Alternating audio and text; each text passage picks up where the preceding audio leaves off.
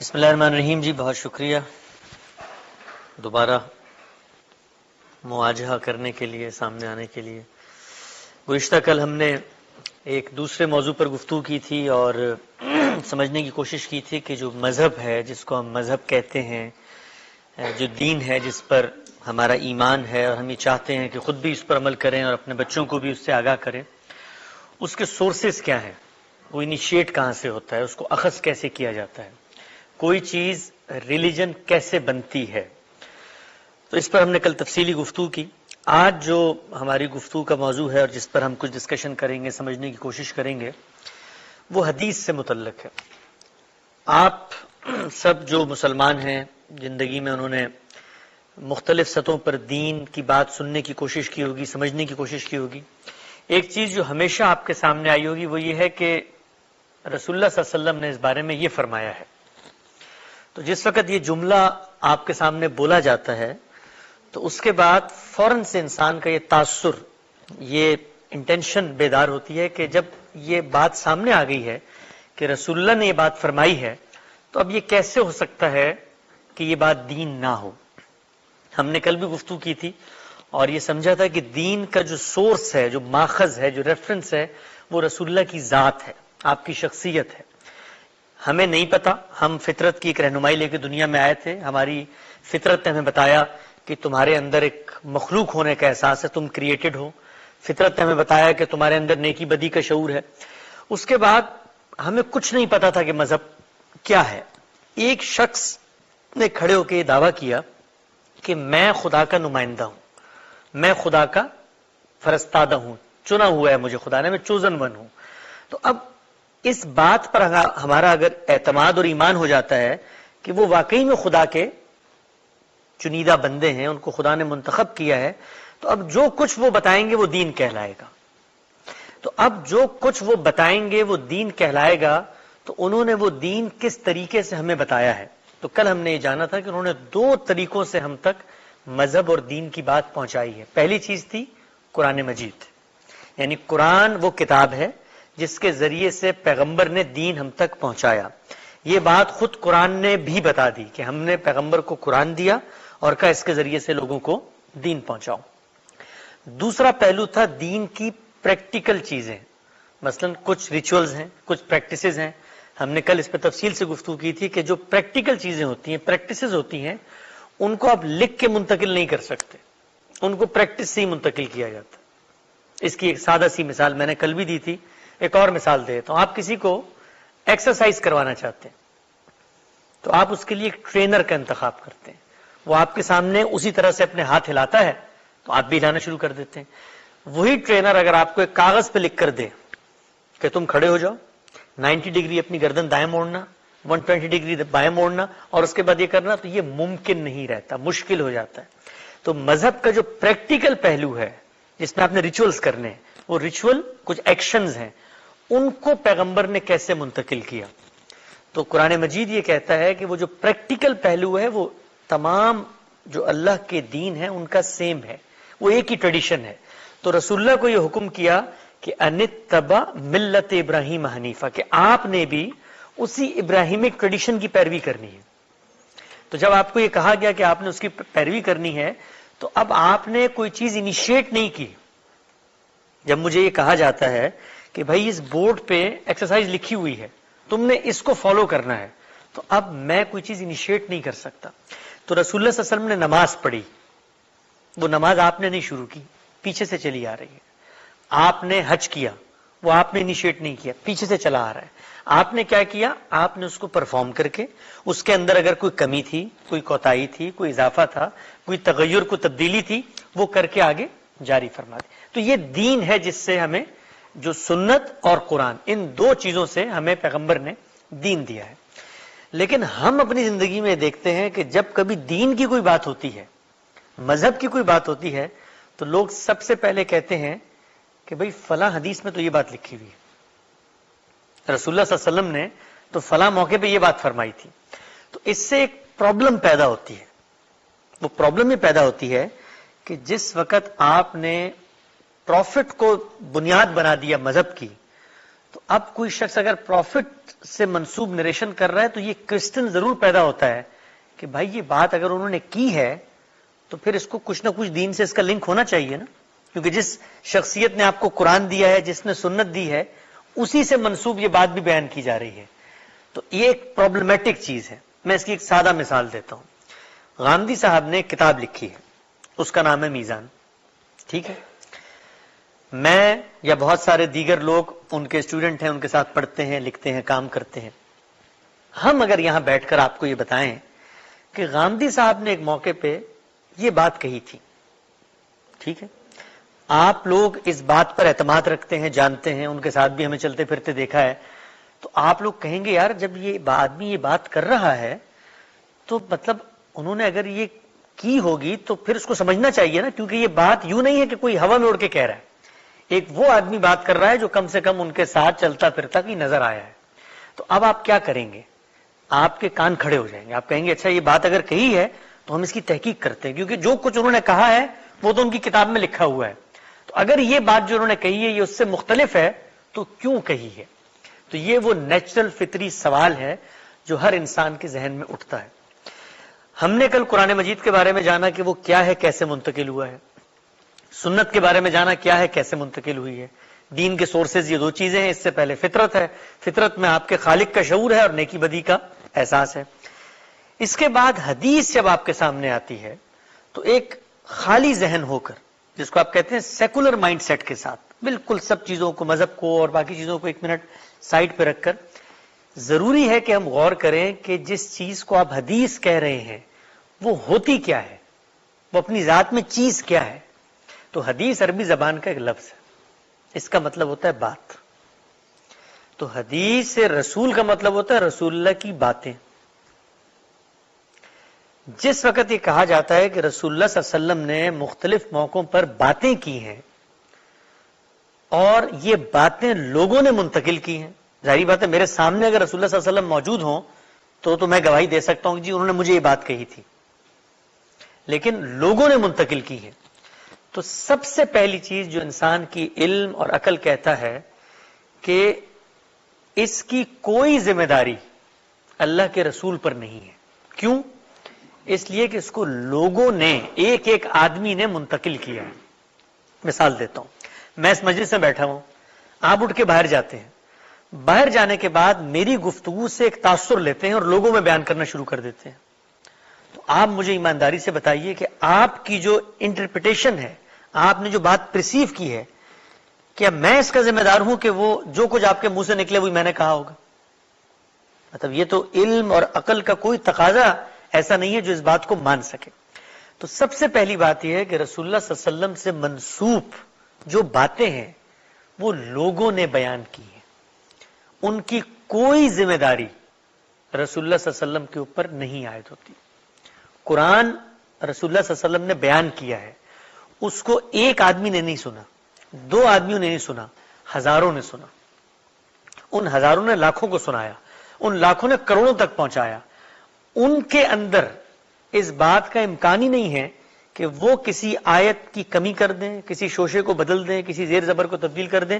اس لیے کہ جیسے وہ یہ کام کریں گے تو لوگوں کی اتنی بڑی تعداد اس کو پیرلل منتقل کر رہی ہے کہ ایک شخص اٹھے گا اور اس کو کہے گا کہ تم نے بالکل غلط کیا. اس کی میں ایک مثال دیتا ہوں.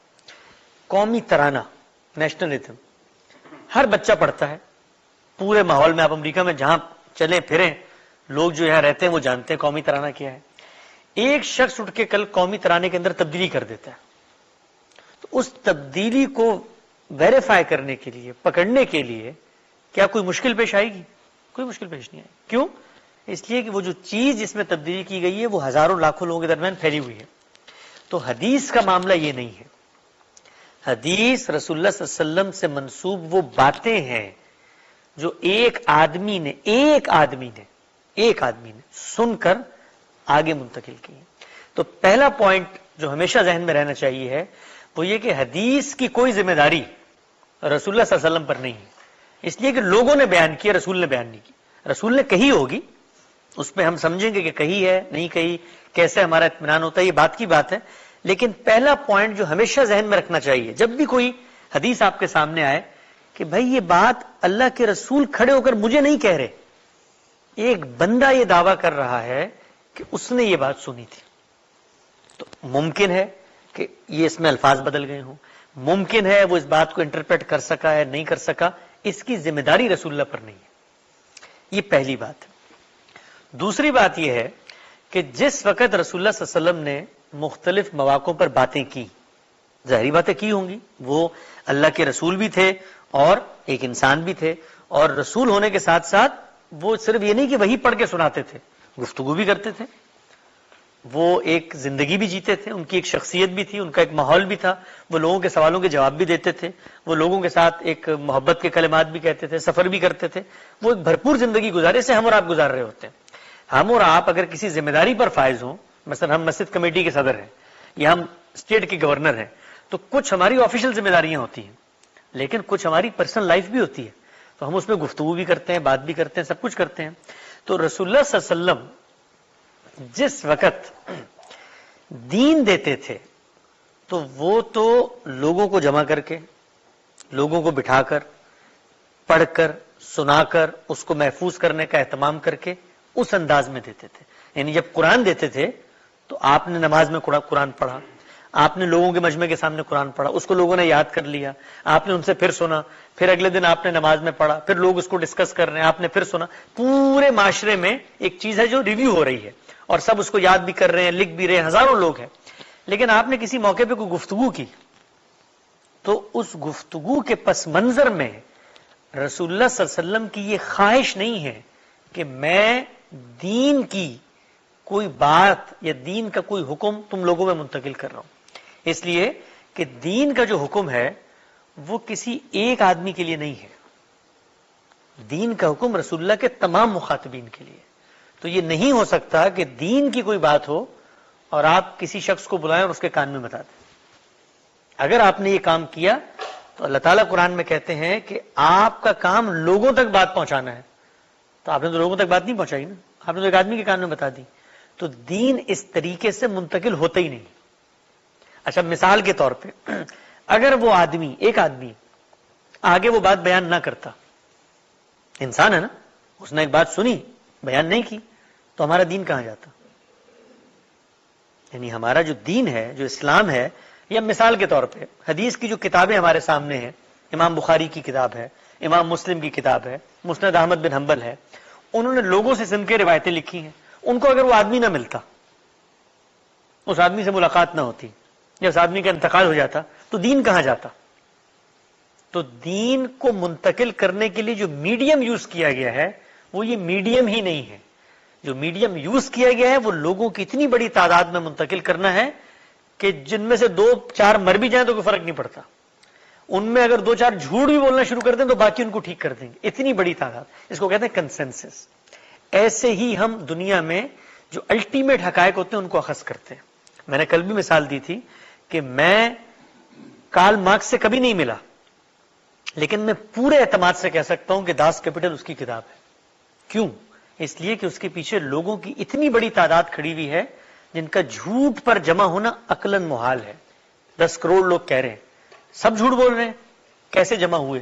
کہاں ان کی ملاقات ہوئی؟ کہاں انہوں نے طے کیا کہ اب ہم جھوٹ بولیں گے اور آج سے کہیں گے کہ داس کیپٹل کارل مارکس کی کتاب نہیں تھی؟ ممکن نہیں. تو حدیث کے بارے میں پہلی بات جو ہمیشہ ذہن میں رہنی چاہیے ہے وہ یہ کہ یہ اس کی ذمہ داری رسول اللہ پر نہیں ہے، لوگ بیان کر رہے ہیں.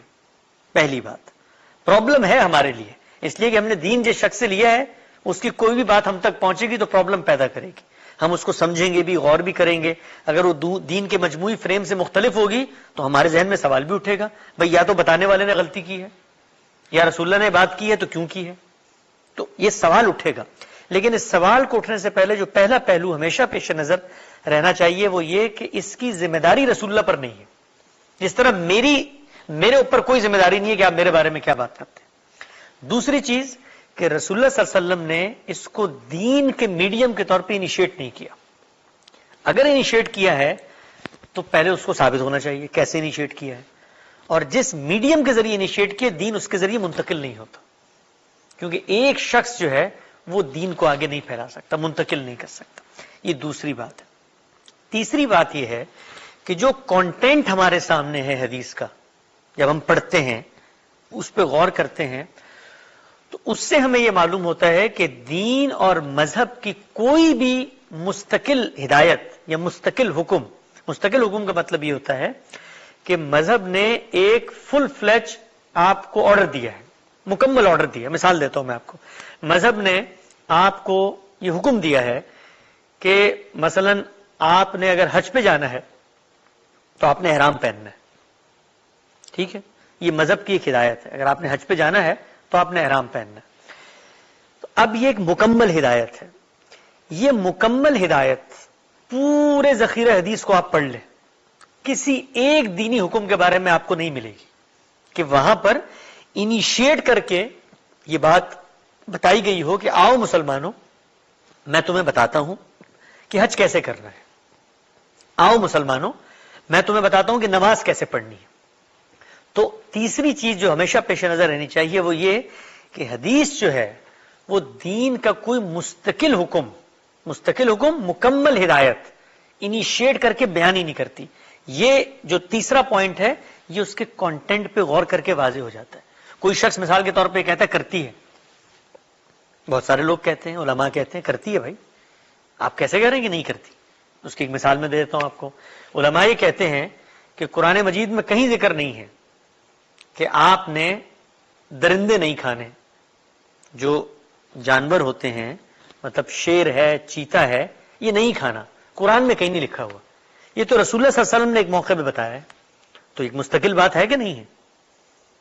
یعنی یہ سوال پیدا ہو سکتا ہے نا کہ بھائی جب قرآن مجید میں ایک مستقل چیز ذکر نہیں ہوئی اور حدیث میں آ گئی ہے تو آپ کا دعویٰ یہ ہے کہ ایک پوری بات، ایک پورا حکم بیان نہیں ہو سکتا. تو بیان تو ہو گیا ہے، اب آپ کیا کریں گے؟ اس کا جواب یہ ہے جو کل میں نے بتایا تھا کہ دین کا جو سورس ہے آپ نے اس پورے سورس میں اس کو پہلے ویریفائی کیا ہی نہیں کہ وہاں موجود ہے کہ نہیں ہے. وہ سورس صرف قرآن اور سنت نہیں ہے، وہ ایک اور سورس تھا اور جس سے ہم نے ابتدا کی تھی، وہ انسان کی فطرت. انسان کی فطرت، اس کی نیچر، اس کا سافٹ ویئر جو بلٹ ان انہیرنٹ اس کی ریم ڈال دی گئی ہے اس کے دماغ میں اللہ کی طرف سے، اس کے اندر یہ ہدایت موجود تھی. انسان کا عرف، اس کی عادت، اس کی طبیعت، اس کی شخصیت، اس کا وجدان، اس کا شعور، اس کا عقل، اس کا احساس، یہ سب کچھ کہتے ہیں کہ درندے نہیں کھانے. آپ نے، انسان درندے نہیں کھاتا، انسان کو درندگی سے اباہ ہے. تو رسول اللہ صلی اللہ علیہ وسلم نے جو بات بیان کی ہے وہ مستقل ہدایت نہیں ہے بلکہ فطرت کے اندر جو چیز موجود تھی اسی کو بیان کر دیا، اسی کو دوبارہ بیان کر دیا، انیشیٹ نہیں کیا. تو تین پہلو ذہن میں رکھیں، پھر آگے ہم اس کو لے کر چلتے ہیں. پہلا پہلو کیا ہے کہ حدیث کی کوئی ذمہ داری رسول اللہ صلی اللہ علیہ وسلم پر نہیں ہے، لوگوں نے بیان کی ہے. دوسری بات کیا ہے کہ دین کا کوئی مستقل حکم وہ اس میڈیم سے منتقل ہو ہی نہیں سکتا. یعنی یہ جو میڈیم ہے اپنی ذات میں وہ مستقل حکم کو ٹرانسفارم کرنے کے لیے انتہائی ناقص ہے. ناقص کیسے ہے؟ ناقص ایسے ہے کہ دنیا کے اندر جس وقت آپ انفارمیشن کو ٹرانسفر کرتے ہیں، مطلب آپ نے کوئی بات منتقل کرنی ہے، تو اس کے دو ہی ذریعے ہیں، دو ہی میڈیمز ہیں آج تک دنیا میں. پہلا میڈیم ہے اجماع، یعنی جس وقت آپ بات کر رہے ہیں اس وقت لوگوں کی اتنی بڑی تعداد آپ کی بات کو سن. اس وقت بات کی سچائی یا بات کا جھوٹ ہونا زیر بحث نہیں ہے، بات کا بات ہونا زیر بحث ہے. مثلا میں نے یہ کہا کہ یہ گلاس ہے، یہ میرا دعویٰ ہے ایک چیز کے بارے میں. میرا دعویٰ ٹھیک ہے یا غلط ہے یہ زیر بحث نہیں ہے. حسن صاحب نے یہ بات کہی تھی کہ یہ گلاس ہے، یہ بات یا تو اتنی بڑی تعداد کے سامنے کہی گئی ہوگی کہ جو جھوٹ نہیں بول سکتے مل کے، ممکن نہیں ہے، عقل نہیں مانتی، یا ایک بندے کو بتائی گئی ہوگی. اب ایک بندہ اس کو سن کے آگے بتاتا ہے، آگے ایک اور بندہ اس کو سن کے آگے بتاتا ہے، آگے ایک اور بندہ اس کو سن کے آگے بتاتا ہے. تو اس طریقے سے جو علم منتقل ہوتا ہے اس کو کہتے ہیں ہسٹوریکل علم، ہسٹری.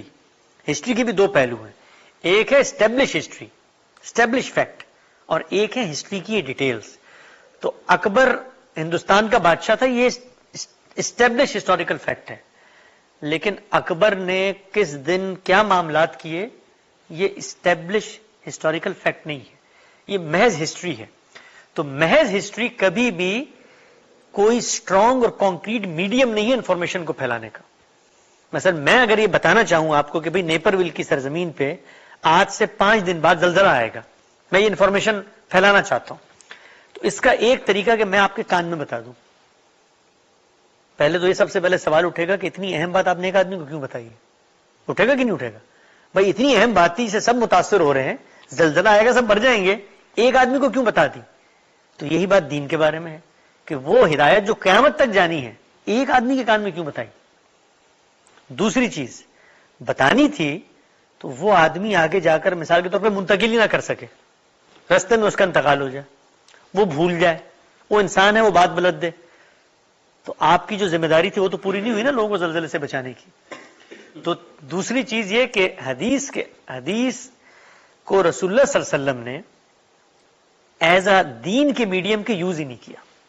اور تیسری بات یہ تھی کہ جو کانٹینٹ ہمارے سامنے ہے حدیث کا، وہ کانٹینٹ کوئی مستقل بذات انڈیپینڈنٹ حکم بیان ہی نہیں کرتا. تو یہ 3 باتیں ہیں جن کو پیش نظر رکھنا چاہیے. اب آگے بڑھتے ہیں. رسول اللہ صلی اللہ علیہ وسلم سے منسوب یہ باتیں لوگوں نے بیان کرنی شروع کی. یہ واضح ہو جائے کہ دین انیشیٹ نہیں ہو رہا، لوگ بیان کر رہے ہیں اور رسول اللہ سے منسوب بات ہے. اس کے بعد ایک نفیس آدمی کا، ایک ذہین آدمی کا، ایک عقل سلیم رکھنے والے آدمی کا رویہ کیا ہونا چاہیے. مثلا غامدی صاحب ایک معروف شخصیت ہے، آپ کے پاس ایک آدمی آ کر ان کے بارے میں ایک بات بتاتا ہے، ٹھیک ہے نا. ایک آدمی کا، اچھا پہلے تو یہ بات کہ آدمی بات جو بتاتا ہے وہ بہت سارے لوگ ہیں جو غامدی صاحب سے ملے ہوں گے، ملاقات ہوئی ہوگی، لیکن سارے آدمی باتیں نہیں بتائیں گے، بعض بتائیں گے بعض نہیں بتائیں گے. مثال کے طور پہ آپ یہ دیکھیے کہ رسول اللہ صلی اللہ علیہ وسلم کے ساتھ ہزاروں لوگوں نے آپ کی صحبت میں وقت گزارا. سب سے زیادہ جس نے وقت گزارا وہ کون تھے؟ سیدنا ابو بکر رضی اللہ تعالیٰ، اس کے بعد سیدنا عمر رضی اللہ تعالیٰ، ٹھیک ہے نا. اور صحابہ میں اگر آپ اندازہ لگائیں تو جنہوں نے کم وقت گزارا وہ ہیں سیدنا ابو ہریرہ، فتح مکہ کے بعد ایمان لائے. لیکن سیدنا ابو بکر جو ہیں وہ پوری زندگی گزارنے کے باوجود کل 30 یا 35 باتیں ہیں جو بیان کرتے ہیں، اور وہ بھی کسی موقع پر کوئی پرابلم پیدا ہو گئی تو اس موقع پر سیدنا ابو بکر نے کہا میں نے تو رسول اللہ سے یہ سنا تھا، ٹھیک ہے نا. لیکن ایک دوسرے صاحب ہیں وہ 5-6 ہزار باتیں بیان کر دیتے ہیں. تو اس میں ایک سوال یہ بھی پیدا ہوتا ہے کہ اگر ان باتوں میں دین تھا، ان باتوں سے مذہب منتقل ہونا تھا، تو یہ کیسے ہو گیا کہ ایک نے صرف 30 بیان کی وہ باتیں اور باقی نے 5000 بیان کر دی؟ سب کو برابر بیان کرنی چاہیے نا، کیونکہ سب نے اگر دین سنا ہے تو ان کی دینی اخلاقی ذمہ داری ہے کہ اگر ان حدیثوں میں دین تھا تو وہ آگے سب ساری کی ساری باتیں. اور پھر یوں ہونا چاہیے تھا کہ جس طرح صحابہ پورا قرآن لوگوں کو سنا رہے ہیں تو اسی طرح ہر صحابی برابر حدیثیں لوگوں کو سناتے. ایسا نہیں ہوا. تو جس وقت بات کہی جا رہی ہوتی ہے، منتقل کی جا رہی ہوتی ہے، تو اس میں انسانوں کے طبائع، انسانوں کی شخصیت، انسانوں کا ذوق، انسانوں کا حافظہ، پھر انسان کی اپنی یہ ارچ اور خواہش کہ میں یہ بات بیان کروں، یہ سب شامل ہوتی ہیں. تو جب یہ باتیں سامنے آنا شروع ہوئی لوگوں نے، ظاہری بات ہے، مثلا مثال دیتا ہوں میں آپ کو، ایک شخص ہے اس نے رسول اللہ کو نہیں دیکھا، رسول اللہ دنیا سے رخصت ہو گئے، کسی صحابی سے ملاقات ہو گئی، تو ایک نیچرل چیز ہے نا، وہ پوچھے گا بھائی رسول اللہ صلی اللہ علیہ وسلم کیسے تھے، کہیں ملاقات ہوئی تمہاری ان سے، تو کیا بات کی تھی انہوں نے، کیسے کپڑے پہنے ہوئے تھے، ساتھ کون تھا، تو کھانا کھایا، کچھ کیا کھاتے تھے، کہاں پھرتے تھے. تو ایک نیچرل چیز ہے یہ. ہم بھی انسانوں کے بارے میں، مطلب ہم کسی بڑی سیلیبریٹی کے کسی جاننے والے سے ملاقات ہو تو ہم بھی یہ خواہش رکھیں گے کہ اس سے پوچھیں اچھا وہ کہاں رہتے ہیں، کیا کرتے ہیں، کیسے باتیں کرتے ہیں. تو آپ ان کو چھوڑیں، علماء کے بارے میں پوچھتے ہیں. لوگ مجھ سے غامدی صاحب کے بارے میں پوچھتے ہیں، بھائی آپ ان کے ساتھ رہتے ہیں، ان کے کیا معمولات ہیں، ان کو کبھی غصے کی حالت میں آپ نے دیکھا ہے، کبھی وہ آپ نے مطلب وہ لطیفہ سناتے ہیں نہیں سناتے، بہت ساری باتیں، نیچرل انسانی نفسیات ہے. تو جس وقت یہ باتیں سامنے آنا شروع ہوئی، صحابہ سے لوگوں نے پوچھی تو صحابہ نے بیان کر دی. بعض نے اس معاملے میں بہت احتیاط سے کام لیا، اس لیے کہ رسول اللہ صلی اللہ علیہ وسلم کو بھی یہ احساس تھا کہ بھائی ظاہری بات ہے میں ایک اللہ کے رسول کی حیثیت سے یہاں رہ رہا ہوں، میری بہت ساری باتیں ہیں جو لوگ سنیں گے تو آپ نے بڑی سختی سے تنبیہ کی کہ جس نے کوئی غلط بات میری طرف منسوب کی تو جہنم میں ٹھکانہ بنایا آپ نے. تو اس احساس کے ساتھ بعض لوگوں نے بہت ہی کم اکا دکا باتیں بیان کی, بعض نے بہت ساری باتیں بیان کر. یہ بیان کرنے کا جو عمل ہوا اس سے ایک انفارمیشن کا چنک وجود میں آ گیا. اب یہ مختلف جگہوں پہ لوگ باتیں بیان کر رہے ہیں, مختلف مجلسوں میں بات بیان ہو رہی ہے. صحابہ دنیا سے رخصت ہو گئے, آگے لوگ آ گئے, انہوں نے کہا میں نے تو سنا تھا فلاں آدمی سے. تابعی آ گئے, تابعی نے کہا جس نے صحابی سے ملاقات کی اس نے اپنے بیٹے کو بتا دی, بیٹے نے آگے بتا. تو اس سے معاشرے کے اندر یہ باتیں گردش کرنے لگی. جب یہ گردش کرنے لگی تو ہمارے جو محدثین تھے, یعنی کچھ جو علماء تھے اس زمانے میں, آج سے مطلب رسول اللہ صلی اللہ علیہ وسلم کی دنیا سے رخصت ہونے کے تقریباً 100 سال کے بعد ہی, آفٹر 100 ایئرس, 100 ایئرس میں تو باتیں بیان ہونا شروع ہو گئی, ادھر ادھر سے باتیں بیان ہو رہی. انہوں نے یہ کہا کہ بھائی جی جو باتیں بیان ہو رہی ہیں ان کو تو کچھ نہ کچھ ریگولیٹ کرنا پڑے گا نا, ان کو جاننا چاہیے کہ کون سی باتیں ٹھیک ہیں کون سی باتیں غلط ہیں. تو کیوں نہ ہم ایک میکینزم بنائیں اور اس میکینزم سے اس کو ویریفائی کریں. انہوں نے ایک میکینزم بنایا, اور آپ اگر آج بیٹھ کر پیچھے 1200 سال پہلے جائیں تو آپ کو حیرت ہوگی کہ وہ میکینزم اتنا سائنٹیفک ہے, اتنا اسٹرکچرل ہے, اتنا نیچرل ہے کہ اگر آج بھی آپ کو یہ کام دیا جائے تو آپ وہی میکینزم بنائیں گے. اور غامدی صاحب نے اپنی کتاب میں بھی لکھا ہے اور وہ بیان بھی کرتے ہیں کہ مسلمان اپنی ہسٹری میں کسی ایک علم پر اگر فخر کر سکتے ہیں اور دنیا کو بتا سکتے ہیں کہ ہم نے بھی علم کی دنیا میں کام کیا ہے, ریسرچ ورک کیا ہے, تو وہ یہ علم ہے جو حدیث کو ویریفائی کرنے کا اسٹرکچر بنایا گیا. وہ کیا اسٹرکچر تھا؟ 5 چیزیں تھیں اس کے اندر, اور بہت سادہ, بہت فطری اور بہت ایبسولوٹ. پہلی یہ تھی کہ جو آدمی بات بیان کر رہا ہے اس آدمی کو دیانتدار ہونا چاہیے. بہت نیچرل بات ہے. مطلب آپ کے گھر پہ آ کر ایک صاحب آپ کے پڑوسی کے بارے میں بات کرتے ہیں اور آپ جانتے ہیں یہ بات کہ بھئی یہ آدمی تو بہت گپے وپے مارتا ہے, یہ تو بس پورا دن ادھر کی ادھر کر رہا ہوتا ہے, اور یہ تو مطلب جھوٹ لگائی بجائی کرتا رہتا ہے, آپ کبھی اس کی بات پر کان نہیں کھڑے کریں گے.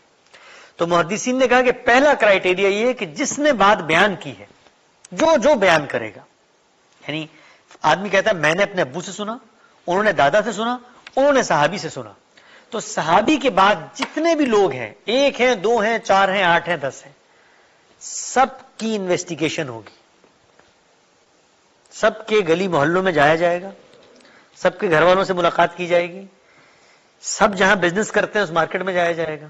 جو انسانی علم کی حد تک جس قدر آپ انویسٹیگیشن کر سکتے ہیں, اور آپ سوچیں کہ اس دور میں جس وقت نہ یہ ذرائع, نہ یہ حالات, نہ یہ وسائل, اس میں ایک ایک آدمی کا پروفائل جمع کرنے کے لیے اس دور میں محدثین نے 2 مہینے کے سفر بھی کیے ہوں.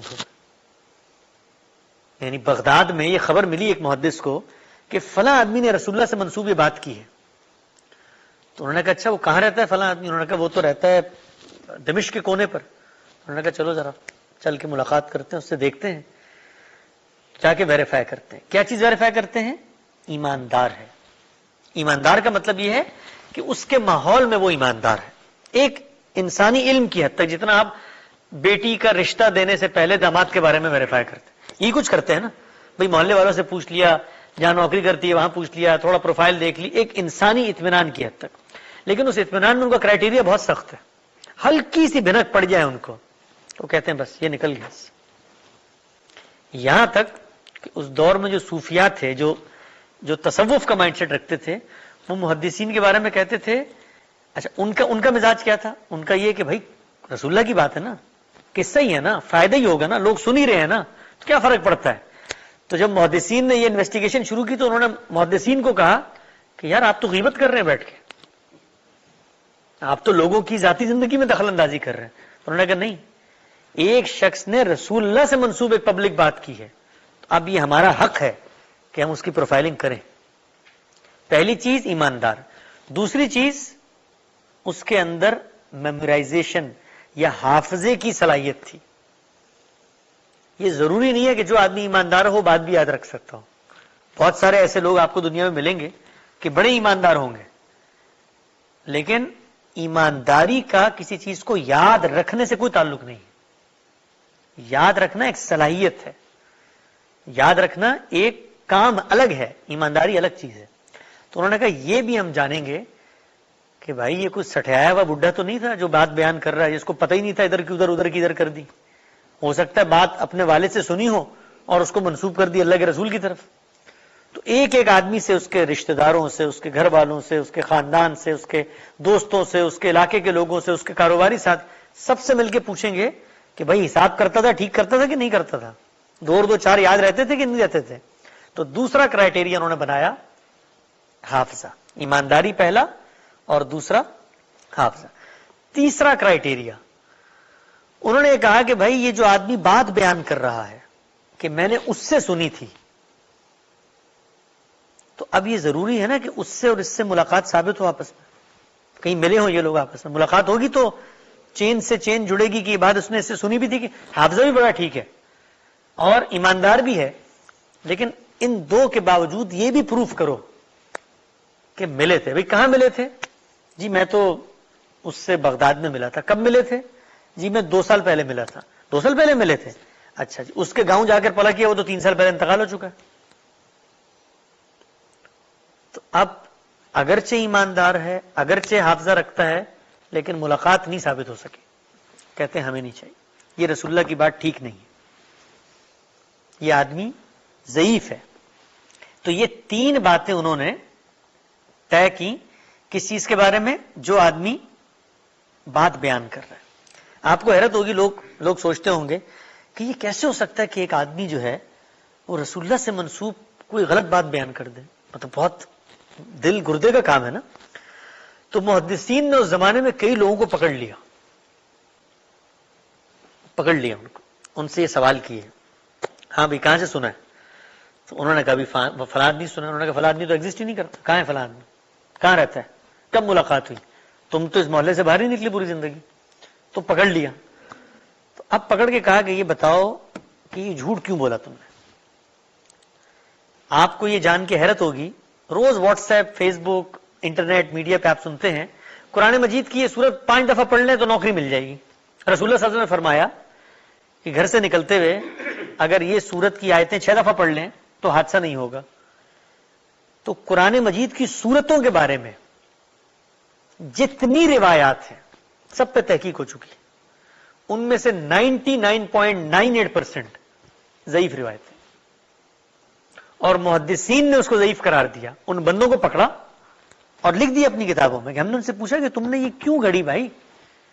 تو انہوں نے کہا کہ ہم یہ دیکھ رہے تھے کہ لوگ جو ہے نا وہ حدیثوں پہ بڑا غور کر رہے ہیں، قرآن مجید نہیں پڑھ رہے. تو ہم نے کہا کیوں نہ رسول اللہ سے منسوب قرآن کی باتیں بیان کرتے ہیں، اسی بہانے قرآن پڑھنا شروع کر دیں. تو محدثین نے ان کو پکڑ لیا. انہوں نے کہا نہیں، جھوٹی بات ہے. تو آپ یہ بتائیے کہ جو 3 کرائٹیریا ہیں، یہ جو 3 چیزیں ہیں، یہ علم اور عقل اور ریشنلٹی اور خرد اور شعور اور آگئی، ان سب کے کتنے قریب. یعنی آج بھی ہمیں کسی شخص کے بارے میں جاننا ہو کہ یار وہ جو بات کر رہا ہے ٹھیک کر رہا ہے کہ نہیں کر رہا، تو ہم اس شخص کے بارے میں جب کوئی چیز جانیں گے تو یہ 3 چیزیں. تو کل کتنی تھی؟ 5. 3 شخص کے بارے میں ہیں، 2 کانٹینٹ کے بارے میں. اس میں آدمی پروف ہو گیا، ایماندار بھی ہے، حافظہ بھی اچھا ہے اور ملاقات بھی ہو گئی. بات کا کیا بیان کر رہا ہے؟ مثلا بات یہ بیان کر رہا ہے کہ رسول اللہ صلی اللہ علیہ وسلم نے فرمایا شرک کرو. تو انہوں نے 2 کرائٹیریا بات کے بارے میں بنائے کہ بات قرآن مجید کے خلاف نہیں ہو سکتی، اور دوسری بات علم اور عقل کے مسلمات کے خلاف نہیں ہو سکتی. مثلا رسول اللہ نے فرمایا بھی سورج تو روز مغرب سے نکلتا ہے. اب یہ بات اپنی ذات میں عقل کے خلاف ہے. تو یہ فقہا کا کرائٹیریا، محدثین کا کرائٹیریا ہے کہ جو بات قرآن مجید کے خلاف ہوگی، اگرچہ وہ سب کچھ ٹھیک ہے پیچھے والا، ہم نہیں قبول. رسول اللہ قرآن کے خلاف بات کیسے کر سکتے ہیں؟ اور جو بات علم اور عقل کے خلاف ہوگی اس کو بھی ہم قبول نہیں کریں گے. تو یہ 5 چیزیں ہیں. جس کے بعد انہوں نے کمپائلیشن شروع کی، کمپائل کرنا شروع کیا، ویریفائی کرنا شروع کیا. لیکن یہ ویریفیکیشن کا عمل بھی کون کر رہے تھے؟ انسان کر رہے تھے.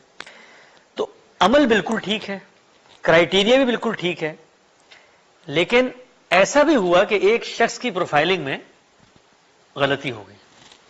ہوتا ہے نا. تو ایک صاحب کے نزدیک ایک شخص قابل اعتماد ہے تو دوسرے کے نزدیک وہ قابل اعتماد نہیں ہے. تو مختلف لوگوں نے اپنے اپنے مجموعے بنائے تو روایتیں آپ کے سامنے آ گئی. جس وقت مجموعے بنائے تو انہوں نے کیا کیا کہ جو بات سنی اس کو لکھ دیا، جتنی بات سنی اتنا لکھ دیا. دوسرے صاحب نے جتنی بات سنی اتنی لکھ دی، اور پھر لکھتے وقت خود اپنی تقسیم بھی کی. رسول اللہ صلی اللہ علیہ وسلم کی گھر کی باتیں، یا رسول اللہ صلی اللہ علیہ وسلم کی لباس سے متعلق باتیں، یا رسول اللہ صلی اللہ علیہ وسلم کی سفر کی باتیں. تو ہوا یہ کہ بہت ساری ایسی باتیں جو اگر پوری پکچر میں رکھ کے آپ دیکھتے تو ان کا ایک مختلف معنی تھا، لیکن جس وقت آپ نے اس کو ایک مجرد قول کے طور پر لے کر ایک جگہ پر پلیس کر دیا تو اس میں وہ بات نہیں رہی. مثال سے سمجھاتا ہوں اس بات کو. رسول اللہ صلی اللہ علیہ وسلم نے ایک موقع پہ فرمایا ما اسفل من الکعبین ففی النار، جس کا پائنچا ٹخنے سے نیچے ہوا وہ جہنم میں جائے گا. اس لحاظ سے اگر آپ دیکھیں تو ہم سارے اس وقت جہنم میں جا چکے ہیں، کیونکہ ہم میں سے کسی کا پائنچا ٹخنے سے اوپر نہیں ہوتا. اللہ کے رسول کی حدیث ہے. اچھا، اس حدیث کو ویریفائی کر لیا انہوں نے، بندہ بھی ٹھیک، حافظہ بھی ٹھیک، ملاقات بھی ثابت، اور وہ یہ کہتے ہیں قرآن کی بھی خلاف نہیں ہے اور عقل کی بھی خلاف نہیں ہے، اس لیے کہ بھئی اللہ کے رسول نے دین دیا ہے نا. اچھا، یہ 5 چیزیں ماننے کے باوجود وہ یہ بھی مانتے ہیں کہ اس میں دین کے حکم بھی بیان ہوئے، مستقل حکم بیان ہوئے جو ہم شروع میں سمجھ چکے ہیں کہ نہیں ہو سکتے. تو کوئی مسئلہ نہیں، رسول اللہ نے کہہ دیا بھئی کیا بگ ڈیل ہے، پائنچے نیچے ہوں گے آپ جہنم میں جائیں گے. تو اس پر پہلا سوال یہ پیدا ہوتا ہے کہ بھائی یہ بات تو قرآن مجید کے خلاف ہے، اس لیے کہ جنت اور جہنم میں جانے کا کرائیٹیریا بیان ہوا ہے. ایک آدمی اللہ پر ایمان رکھتا ہے، اللہ کے رسول کو مانتا ہے، نماز روزہ حج زکات کرتا ہے، سب کچھ نیک عمل صالح کرتا ہے، وہ بھائی پائنچا اس کا نیچے ہو گیا تو وہ جہنم میں جائے گا. کس اصول پر؟ کون سا اخلاقی عقلی علمی اصول ہے؟ تو اب یہ بات کھڑک پیدا کرتی ہے. اب اگر آپ ہسٹری میں جا کر وہی بات تلاش کریں، خود سے کچھ نہیں کرنا، آپ نے کتاب میں لکھا ہوا ہے، کتاب میں پوری بات ایک جگہ پہ لکھی ہوئی ہے، آدھی بات ایک جگہ پہ لکھی ہے، آپ نے اس کو جمع کیا، کلیکٹ کیا، تو کلیکٹ کیا تو پتا چلا کہ وہ بات تو بالکل ہی کچھ اور ہے. عرب کے اندر جو متکبرین، جو پراؤڈ اور وینٹی رکھنے والے لوگ ہوتے تھے، وہ ایسے کپڑے پہنتے تھے، کپڑا ویسی نایاب تھا، جو جب چل رہے ہوں تو زمین پر، آپ نے دیکھا ہوگا پنجاب کے دیہاتوں میں بھی وہ جو اوباش سے لوگ ہوتے ہیں، وہ چادریں وادریں لپیٹ کے اور کپڑے ان کے زمین پہ لٹکتے ہوئے جا رہے ہیں اور یوں وہ زمین پہ اکڑ کے چل رہے ہیں، ان کو کہتے ہیں خیلا، متکبرین. ایک خارج میں ایک چیز ایگزسٹ کرتی ہے. تو رسول اللہ صلی اللہ علیہ وسلم نے ایک موقع پہ ان کے بارے میں کہا کہ جن لوگوں نے پائنچے نیچے کیے خیلاءن، ایک دوسری روایت میں معلوم ہو گیا ہمیں، اسی موقع پہ ایک دوسرے آدمی وہ بات بتا رہے ہیں کہ رسول اللہ نے کہا جس نے تکبر کی نیت سے وہ پائنچے نیچے کیے وہ جہنم میں جائے گا. اب بات بالکل ٹھیک ہو گئی، کیونکہ تکبر ایک ایسی چیز ہے کہ جو آپ کو جنت میں جانے سے روک سکتا ہے. دین کا اصول پورا ہو گیا. اسی روایت میں آتا ہے کہ سیدنا ابوبکر سامنے بیٹھے تھے، انہوں نے کہا یا رسول اللہ میری جو یہ تہبند ہے یہ ٹھہرتی نہیں ہے. تھوڑا وزن ان کا اس طرح کا تھا کہ وہ تہبند نیچے چلی جاتی تھی. تو رسول اللہ نے کہا معاذ اللہ، اللہ معاف کرے، آپ کو تکبر کرنے والوں میں سے تھوڑی ہیں. تو جب یہ پوری بات آپ نے سمجھی تو اس سے کیا سینس ڈیولپ ہوا؟ ایک بالکل مختلف. تو اس سے ایسنس کیا حاصل ہوا کہ اصل میں تکبر ایک ایسی چیز ہے، اس کی علامت ہے جس سے بچنا چاہیے. تو ممکن ہے آج کے دور میں تکبر کی علامت آئی فون 10 بن جائے، لوگ ملتے کسی کے سامنے بیٹھ کے اپنا فون رکھیں اور پراؤڈ اور وینٹی شو کرنا چاہیں. ممکن ہے پائنچے اوپر کرنا تکبر کی علامت بن جائے. ابھی ایک صاحب مجھے بتا رہے تھے کہ بھائی وہ وہاں پر جو پنجاب میں اب جو ہے وہ جو کوئی اس طرح کے اباش سے لوگ ہوتے ہیں وہ یوں کپڑے وپڑے اوپر چڑھا کے آ رہے ہوتے ہیں، تو اس صورت میں دین کی ہدایت یہ ہوگی کہ تم پائنچے نیچے کر کے چلو. تو پس منظر میں کیا بات تھی، نتیجہ کیا نکلا؟ یہ وہ روایات کا بنڈل ہے، بنڈل جس میں اگرچہ محدثین نے یہ کیٹیگرائز کر دیا ہے کہ بندے کیا تھے، کیونکہ بندوں کی پروفائلنگ تو اب ہم نہیں کر سکتے نا، کیونکہ ہم تو بندے تو مر گئے 1400 سال پہلے، 1200 سال پہلے، 1300 سال پہلے، ہمیں کیا پتا وہ بندے کہاں تھے. ان کی پروفائلنگ موجود ہے ہمارے پاس، وہ انہوں نے کر دی اور اپنے لحاظ سے روایتیں بھی ڈال دی. اب وہ روایتیں جو ہیں وہ مور دین 70,000، کتنی ہیں؟ 70,000 سے زائد. اب وہ جو 70,000 سے زائد روایات ہیں، آپ نے ان کو قرآن کی روشنی میں سمجھنا ہے، اور سمجھنے کے بعد آپ نے کیا کرنا ہے، آپ نے وہ جو اصل واقعہ ہے، جو اصل بات تھی، اس کو تلاش کرنا ہے. تو دیکھیں میں نے یہاں پر 3 چیزیں لکھی ہیں. حدیث پر جو ہم کام کر رہے ہیں اس کی ضرورت کیوں محسوس ہوئی، وجہ کیا ہے اس کی. پہلا یہ کہ حدیث رسول اللہ سے منسوب وہ باتیں ہیں جو لوگوں نے اپنے فہم کے مطابق منتقل کر دی ہیں. دوسری، رپورٹنگ کے سارے عمل میں بہت ساری ایسی باتیں ہیں جو پس منظر، اطلاق، توضیحات کے بغیر منتقل ہوئی ہیں. اور تیسری، ان باتوں کی غلط تشریحات نے دینی فکر پر، لوگوں کا جو مذہبی نالج ہے اس پر بہت نیگیٹو اثرات ڈالے. مطلب اگر آپ اس بات کو نہ سمجھیں کہ پائنچے نیچے کرنے سے جہنم میں آدمی چلا جاتا ہے، تو اب آپ پوری زندگی یہی تصور لے کے جئیں گے نا، اسی کی تبلیغ کریں گے. تو اس سے جو مذہب، تو آپ کا مذہب کیا ہوا؟ آپ کا مذہب کسی علم اور عقل کی دلیل پہ نہیں کھڑا ہوا. اگر آپ اس بات کو لوگوں کو بیان کرتے ہیں، تمہاری نماز نہیں ہوگی اگر تمہارے پائنچے نیچے ہوئے. بھائی اس کی کیا وجہ نماز نہیں ہوگی؟ تو یہ وہ وجہ ہے جس وجہ سے اس پورے کام کو ری انٹرپریٹ کرنے کی ضرورت محسوس ہوئی. جب یہ ضرورت محسوس ہوئی تو پہلے یہ کہ ضرورت جو محسوس ہوئی اس کی چند نمایاں مثالیں میں آپ کو بتا دیتا ہوں. ایک مثال میں نے ابھی بیان کی. ایک اور مثال، رسول اللہ صلی اللہ علیہ وسلم نے بعض موقعوں پر مشرکانہ تصویریں بنانے سے منع کیا. کل ہم نے یہ جانا تھا کہ شرک ایک ان ایتھیکل ایکٹ ہے. کیوں؟ شرک جھوٹ ہے. میں اپنے بارے میں جھوٹ برداشت نہیں کرتا تو خالق کے بارے میں کیسے برداشت کر سکتا ہوں؟ خالق یہ کہتا ہے کہ میرے بارے میں بات کر رہے ہو اور میں نے نہیں بتائی، جھوٹ بول رہے ہو میرے بارے میں. میں نے تو نہیں کہا کہ فلاں میرا سب آرڈینیٹ ہے، میں نے تو نہیں کہا فلاں بدھ سے مانگو تو میں تمہیں دوں گا. میرے بارے میں جھوٹ کیوں بول رہے ہو؟ تو رسول اللہ صلی اللہ علیہ وسلم نے لوگوں کو یہ یاد دہانی کرائی، جھوٹ مت بولو خدا کے بارے میں. اور یہ جن لوگوں کو تم نے معبود بنایا ہوا ہے، جن کو تم پوچھتے ہو، لوگ کیا کرتے تھے کہ ان کے بت بناتے تھے. جس وقت بت ہری بات بنانا ہے، کہیں رکھنا ہے، جب گھروں میں جاتے تھے دیواروں میں تصویریں بنا لیتے تھے.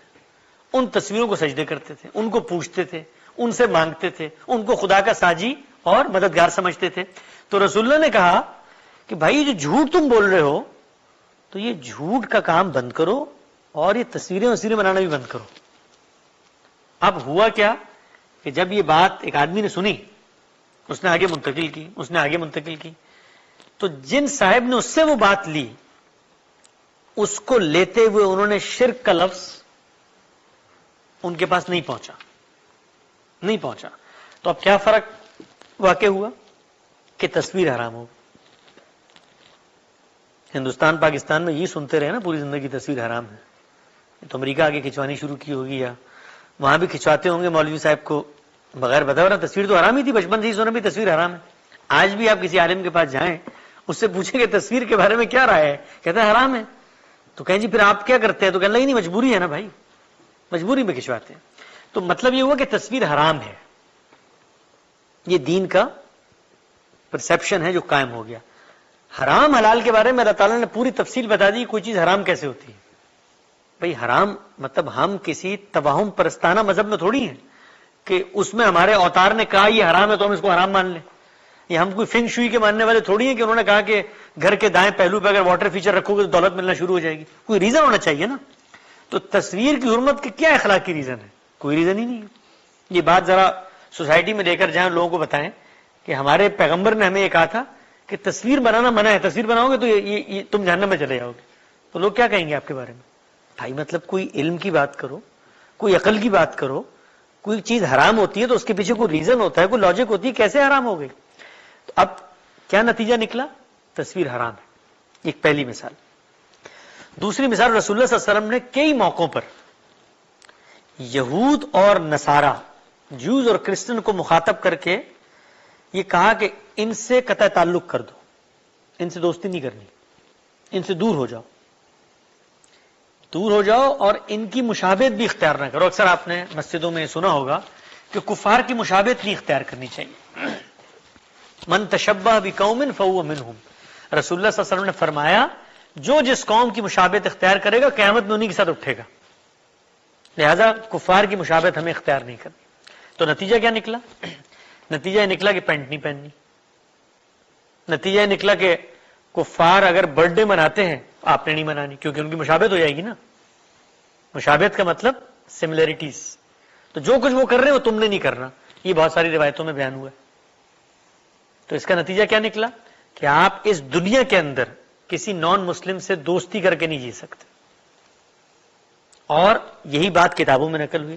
لیکن پوری بات کو سمجھیں، انہی کتابوں میں موجود جو ایک آدمی، مطلب اس مجلس سے آپ اٹھ کے جائیں، 20 لوگ ہیں نا، اور میری بات بیان کریں، تو آپ سوچیں کہ ایک آدمی آپ سب کو جمع کرے اور سب سے پوچھیں تو اس کو زیادہ نالج ملے گی کہ نہیں ملے گی؟ بھئی آپ ایک بات بیان کر رہے ہیں، ایک وہ بیان کر رہے ہیں، کہ یہ بیان کر رہا ہے، وہ سب کی بات سنے گا، کہے گا یار کلیکٹیو بات اصل میں یہ تھی۔ انہوں نے کہا حسن صاحب سے ملاقات ہوئی، انہوں نے مثلا کالی ٹوپی پہنی ہوئی تھی، دوسرے نے کہا جی سردی تھی اس لیے پہنی ہوئی تھی، تیسرے نے کہا نہیں وہ نماز کے وقت میں نے دیکھا تو اتار دی تھی۔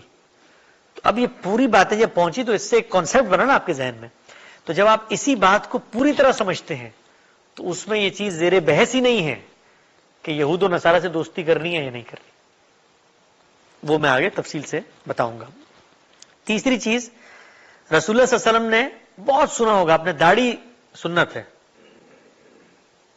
رسول اللہ نے فرمایا کہ مونچھیں کٹواؤ اور داڑھی بڑھاؤ، سنا ہوگا نا، بہت روایت ہر جگہ بیان کی جاتی ہے۔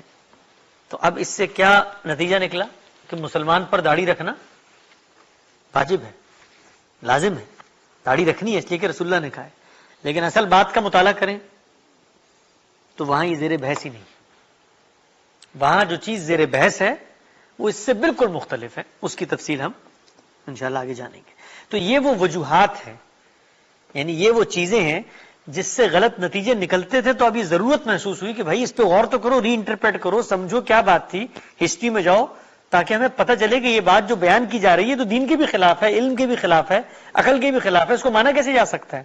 تو اس کے نتیجے میں پورے حدیث کے ذخیرے پر غور اور فکر کا کام جو ہے وہ شروع کیا۔ ہدف کیا تھا، مقصد کیا تھا؟ بہت سادہ، 3، رسول اللہ سے منسوب کسی واقعے کی تمام رپورٹنگز کو جمع کیا جائے۔ دوسرا، ان باتوں کا اصل موقع و محل، یعنی جس موقع پر وہ بات کی گئی ہے، اطلاقات کس کے بارے میں کی گئی ہے، کون زیر بحث ہے، یہ واضح ہو جائیں۔ اور تیسرا، قرآن مجید اور سنت متواترہ، سنت جو دین کا ٹریڈیشن ہے، اس کی روشنی میں، کیونکہ وہ ہے دین، وہ ہے جس سے منتقل ہوئی ہے بات، ان ہسٹوریکل رپورٹنگز کا بھی جائزہ لیا جائے۔ میں نے غامدی صاحب سے منسوب ایک بات کی ہے تو آپ کیا کریں گے؟ ان کی کتاب میزان کی روشنی میں میری بات کو سمجھیں گے، یہی کریں گے نا۔ تو ہم نے بھی یہی کہا کہ اس پورے ذخیرے کو پہلے ہسٹری میں جا کر جمع کرو۔ مطلب ایک صحابی سے ہمیں بات ملی کہ رسول اللہ نے فتح مکہ کے موقع پر خطبہ دیتے ہوئے یہ بات کہی تھی۔ تو اب پہلا کام یہ ہے کہ ہم جا کر دیکھیں پیچھے ہسٹری میں کہ کیا کوئی اور بات بھی بتا رہے ہیں، آدمی بتا رہے ہیں کہ اس موقع پہ وہ تھا تو اس نے کیا کہا ہے، اس کو بھی اس میں شامل کرو، جمع کرو۔ تو جب پورا واقعہ آپ جمع کرتے ہیں تو آپ کو ایک پس منظر، کانٹیکسٹ، اطلاق، مخاطب، سب چیزیں معلوم ہو جاتی ہیں۔ تو غامدی صاحب نے حدیث پر غور کے کچھ اصول بتائے، جو اصول میں نے آپ لوگوں کے سامنے بیان کیے۔ اس کو بتانے کے بعد انہوں نے اس کام پر، اس کو ریسرچ کا اس پر آغاز کیا، اور یہ 2016 میں آغاز ہوا۔ جب آغاز کیا تو یہ تفصیلی چیزیں ہیں، کچھ علم کی چیزیں ہیں کہ تحقیق کا فریم ورک کیا ہے۔ آغاز کرنے کے لیے ضروری تھا کہ اتنا بڑا ریسرچ مٹیریل ہے، اس کو ایکسس کیسے کیا جائے۔ یعنی آپ خود سوچیں، آپ ایک آرٹیکل لکھتے ہیں آج کل یونیورسٹیوں میں، تو اس کے لیے آپ کو مینڈلے کو بھی دیکھنا پڑتا ہے، اس کے لیے اینڈ نوٹ کو بھی ڈالنا پڑتا ہے، اس کے لیے academia.edu سے جرنل کی سبسکرپشن ہی لینی پڑتی ہے، اس پر دنیا میں کہاں کام، یہ سارا کام آرٹیفیشل انٹیلیجنس کے طور پہ ہو رہا ہوتا ہے۔ مطلب آپ سرچیبل ہے چیز، تو آپ گوگل پہ لکھتے ہیں تو پتہ چل جاتا ہے کتنی، لیکن 70,000 روایتیں 1400 کتابوں میں موجود ہیں. تو ایک روایت کو ڈھونڈتے ہوئے آپ کی آدھی زندگی گزر جائے گی اگر یہ مینول کام کیا جائے. مثلا یہی جو میں نے ابھی آپ کو بات بتائی کہ پوری بات تھی کہ ٹخنوں سے اوپر یوں ہونا چاہیے, تو اس کو ڈھونڈتے ہوئے 10 سال گزر جائیں گے, آپ کو 1400 کتابیں پڑھنی پڑیں گی. تو ہوا کیا, اللہ کے کرم سے اور لوگوں کی توجہ سے کچھ سافٹ ویئر ڈیولپ ہو گئے, اور اس میں گورنمنٹس نے بڑا کام کیا, خصوصاً عرب گورنمنٹس نے, قطر کی گورنمنٹ نے, سعودی عرب کی گورنمنٹ نے. تو انہوں نے کیا کیا کہ جتنا مٹیریل موجود تھا اس سب کو سرچیبل بنا دیا, سافٹ ویئر میں ڈال دیا, اور اس کی کیٹیگرائزیشن کر دی. مثلا اس کا جو نریشن کی چین ہے اس کے میپس بنا دیے, ان کا سارا ڈیٹا جو ان پر پروفائلنگ ہوئی تھی وہ سب کچھ موجود ہے. تو آپ ایک روایت پہ کلک کرتے ہیں تو وہ روایت میں جو الفاظ ہیں وہ جہاں جہاں جس جس کتاب میں آئے وہ سب ایک جگہ جمع ہو جاتے ہیں. اس کو کون کون لوگ بیان کر رہے ہیں, کس کس عہد میں بیان کر رہے ہیں, کون سی جگہ کا وہ واقعہ ہے, اس کی پروفائلنگ ہو جاتی ہے.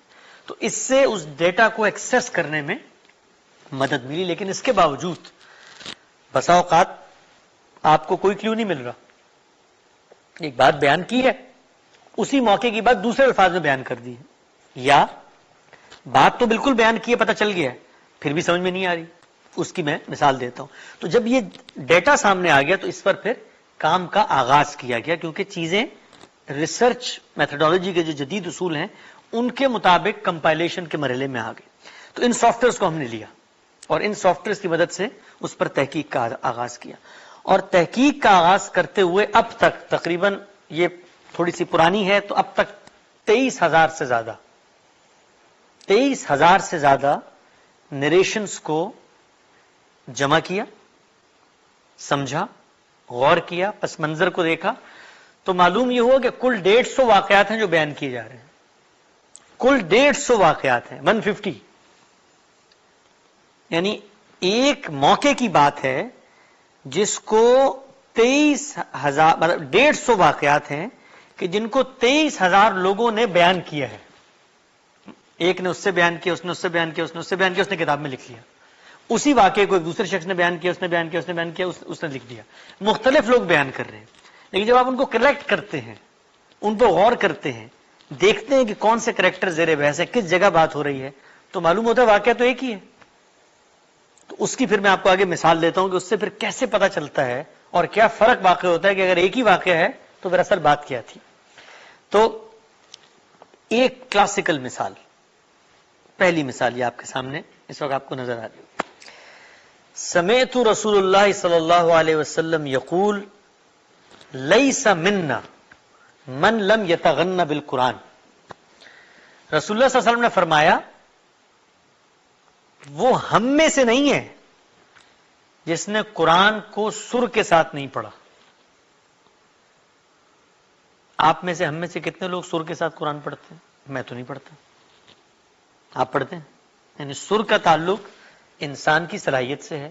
بھائی اگر اس کی آواز اچھی ہوگی, اس کو کچھ شوق ہوگا, کچھ اس کے اندر لہن ہوگی, وہ کچھ ترنم کے ساتھ گا سکتا ہوگا, تبھی گائے گا نا. مطلب لہن کے ساتھ قرآن پڑھے گا, جس طرح ہم نمازوں میں اپنے علماء کی سنتے ہیں.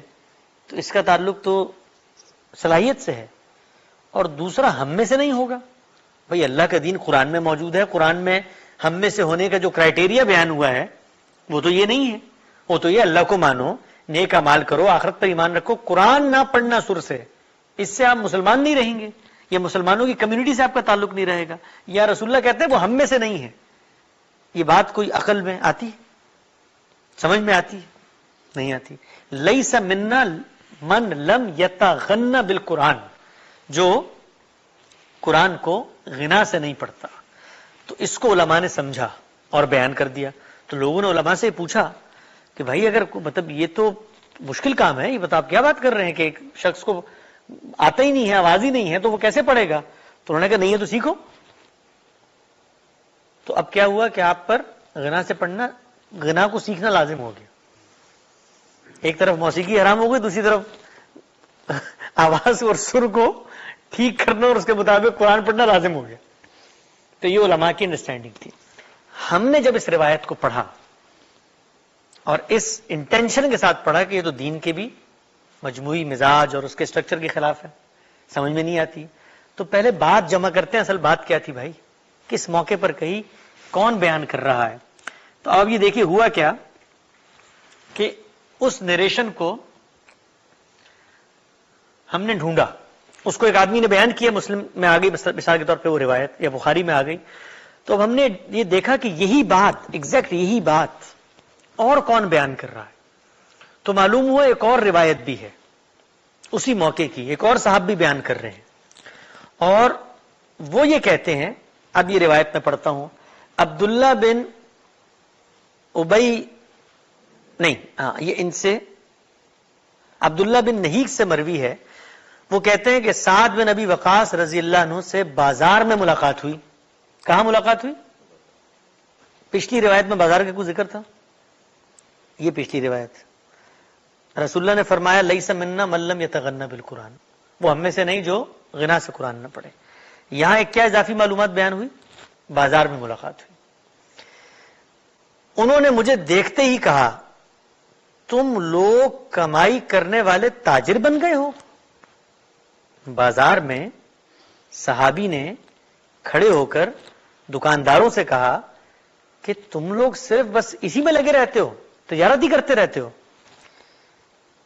کمائی کرنے والے تاجر بن گئے ہو.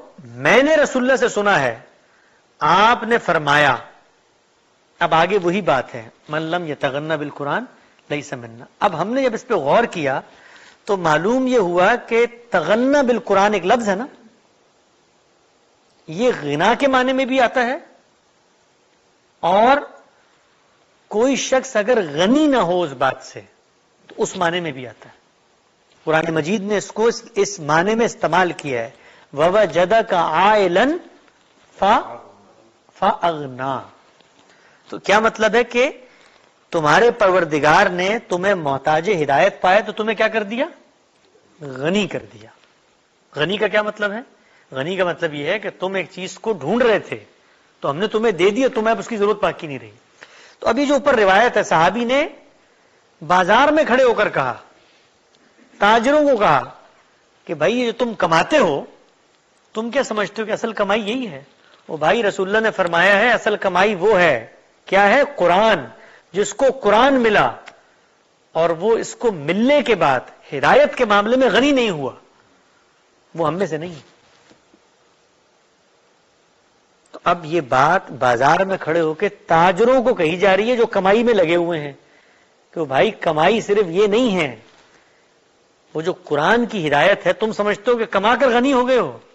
رسول اللہ نے فرمایا تم لوگوں کو قرآن جیسی ہدایت میں نے دی اور وہ لینے کے بعد بھی فلفل نہیں ہوئے تم، تو پھر تم کیسے مسلمان؟ تو اب یہ بات عقل میں آتی ہے؟ بالکل آتی ہے. سمجھ میں آتی ہے؟ بالکل آتی ہے.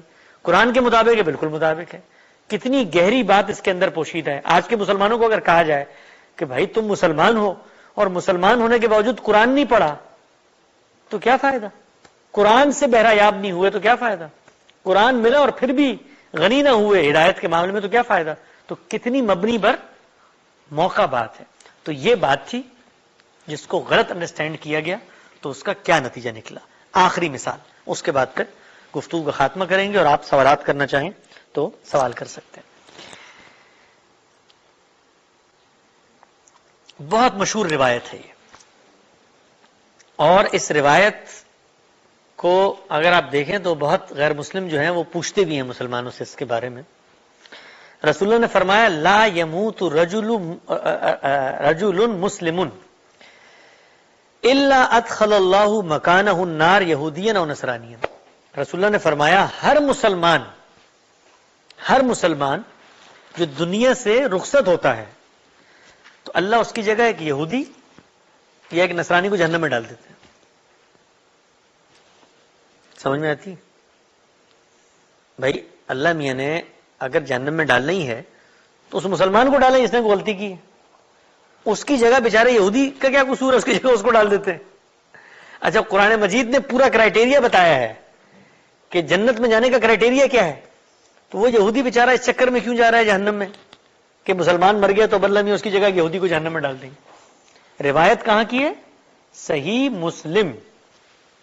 آتی نا واٹس ایپ پہ لکھا ہوتا ہے آخر میں صحیح مسلم، مسند احمد، صحیح ترمذی، سنن ابن ماجہ، سنن نسائی، لکھا ہوتا ہے نا سنن مسند طیالسی، مسند ابو داؤد اور مصنف ابن ابی شیبہ، مصنف عبد الرزاق، سب نام لکھے ہوتے ہیں اس میں.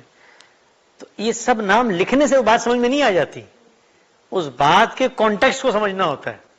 اب یہ کیا بات ہے بھائی، کیا بات کر دی رسول اللہ صلی اللہ علیہ وسلم نے؟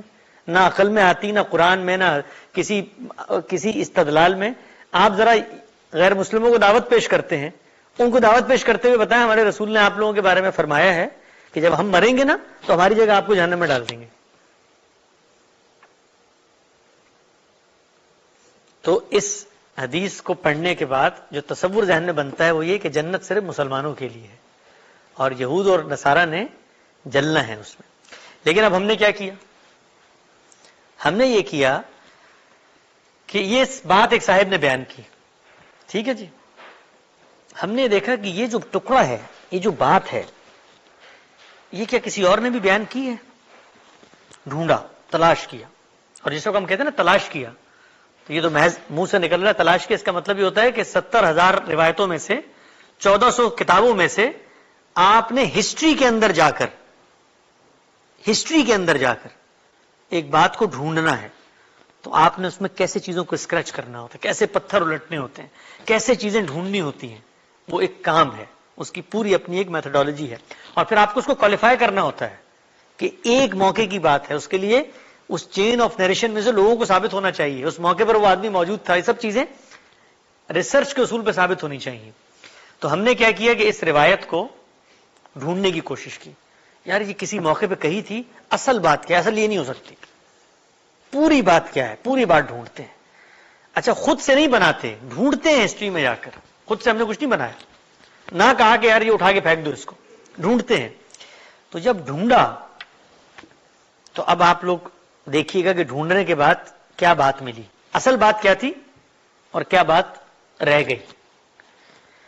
اصل بات یہ تھی، چلیے اصل بات سے پہلے دو باتیں صرف سن لیں تاکہ اصل بات سمجھنے میں آسانی ہو. قرآن مجید میں ایک قانون بیان ہوا ہے جس کا میں نے کل ذکر کیا تھا. وہ قانون یہ ہے کہ جس وقت اللہ تعالیٰ دنیا میں رسولوں کو بھیجتا ہے، پیغمبر کو بھیجتا ہے، فطرت میں تو اس نے پہلے ہدایت کی ہوئی ہے ہمیں، لیکن پیغمبر کو بھیج کر وہ یاد دہانی کرواتا ہے. انسان ہے، کاموں میں لگا ہوتا ہے، بھول جاتا ہے. اللہ تعالیٰ پیغمبر کو بھیجتے ہیں، یاد کرواتے ہیں. ایک کام کرواتا ہے اللہ یاد کروانے کا، اور دوسرا کام اللہ تعالیٰ رسولوں کے ذریعے یہ کرواتا ہے کہ جو کچھ اس نے آخرت میں کرنا ہے اس کا ایک ریپلیکا، اس کا ایک ٹریلر، اس کی ایک شارٹ مووی دنیا میں دکھا دیتا. تو اس کا نتیجہ یہ نکلتا ہے کہ جو لوگ رسول کی بات نہیں مان رہے، اس کی آڈینس، اس کے مخاطب، اللہ میاں ان کو زمین سے ان کا صفایا کر دیتا ہے. اللہ میاں تو روز بندوں کو مارتا ہے نا، یعنی اللہ کے لیے بندے کو مارنا کوئی مسئلہ نہیں. روز اتنے، یعنی آپ صرف گوگل پہ اگر جا کر دیکھیں تو ایک دن میں دنیا میں 1,46,000 سے زیادہ لوگ مرتے ہیں ایک دن میں، روز مر رہے ہیں. اللہ ہی مار رہا ہے. تو اللہ میں کیا کرتا ہے کہ اس قوم کو مار کے ختم کر دیتا ہے. کبھی آسمان سے عذاب آتا ہے، صالح، شعیب، نوح، عاد، سمود، موسیٰ، عیسیٰ، ہود، ابراہیم، ان سب کے معاملے میں کہیں پر طوفان آیا، کہیں پر سیلاب آیا، کہیں پر زلزلہ آیا، کہیں پر پتھروں کی بارش ہوئی، کہیں پر آگ کے گولے گرے. رسول اللہ کے معاملے میں یہ کام رسول اللہ کے ساتھیوں کے ذریعے ہوا کہ ان کے جو مخاطبین تھے ان کا صفایا کر دیا جائے. تو یہ قانون پس منظر میں رہے، یہ اللہ کا قانون ہے رسولوں کے ساتھ. اسی قانون کو رسول اللہ نے بیان کیا، اور بیان کرنے کے بعد کیا کیا؟ اصل روایت کیا تھی؟ اصل روایت ہے ابو بردہ اپنے والد عبداللہ بن قیس رضی اللہ تعالیٰ عنہ سے روایت کرتے ہیں کہ رسول اللہ صلی اللہ علیہ وسلم نے فرمایا، یہ امت جس میں میری بعثت ہوئی ہے، یہ امت، کیا مراد؟ یہ امت مطلب یہ میری قوم، یہ بنی اسماعیل جن میں مجھے بھیجا گیا ہے، امتن مرحومہ، وہ امت ہے کہ اللہ نے اس پر بڑی رحمت کی ہے. اس پر عذاب انہی کے ہاتھوں سے آئے گا. یہ حدیث ہے. یعنی کیا کہا رسول اللہ نے کہ میں اس قوم میں آیا ہوں, یہ جو میری قوم ہے اس پر اللہ نے بڑی رحمت کی کہ اس میں رسول بھیجا ہے. اس قوم پر عذابھا بایدیھا, انہی کے ہاتھوں سے آئے گا. جو نہیں مانیں گے تو ماننے والوں کے ہاتھوں سے عذاب ان پر نافذ ہوگا. پھر جب قیامت کا دن ہوگا تو وہاں بھی ان کے, اس قوم کے اہل شرک, اہل ذمہ میں سے ہر شخص کو انہی کے حوالے کر دیا جائے گا, میرے ساتھیوں کے حوالے جنہوں نے ان پہ عذاب نافذ کیا, اور کہا جائے گا یہ جہنم سے تمہارا فدیہ ہے. کیا مطلب؟ مطلب یہ ہے کہ اگر تم رسول کے ساتھ مل کر, رسول کی بات مان کر ان کے ساتھ نہ لڑتے تو تم جہنم میں چلے جاتے. تم نے وہ کام کیا تھا رسول کے ساتھ, اب یہ جا رہے ہیں جو میری قوم کے لوگ تھے, تو اب یہ جا رہے ہیں نا, تو گویا انہوں نے تمہیں جہنم میں جانے سے بچا لیا. بات سمجھ میں آتی ہے؟ یہ پوری بات جو اس کی اپروچ ہے وہ یہ کہ رسول کے ساتھ خدا کا قانون ہے, جو رسول کو نہیں مانتا اس پر عذاب آتا ہے, عذاب رسول کی قوم پر آتا ہے, اس کے ساتھ ہی عذاب نافذ کرتے ہیں. رسول نے فرمایا میری یہ قوم جس میں مجھے بھیجا گیا ہے, ان کو قیامت کے دن کہا جائے گا, میرے ساتھیوں کو, کہ تم نے رسول کا ساتھ دیا تھا اس لیے بچ گئے ہو جہنم سے, اور یہ تمہاری جگہ, تمہارا فدیہ ہے, اب یہ جا رہے ہیں جہنم میں, ورنہ تم جا رہے ہوتے. سمجھ میں آ رہی ہے نا بات؟ یہ بات تھی, یہ پوری بات تھی. اس بات کو ایک طرف رکھا گیا اور اس کے صرف آخری حصے کو لے کر مس انٹرپریٹ کر دیا گیا. تو کیا بنا کہ جب بھی کوئی مسلمان مرتا ہے اللہ اس کی جگہ یہودی کو جہنم میں ڈال دیتا.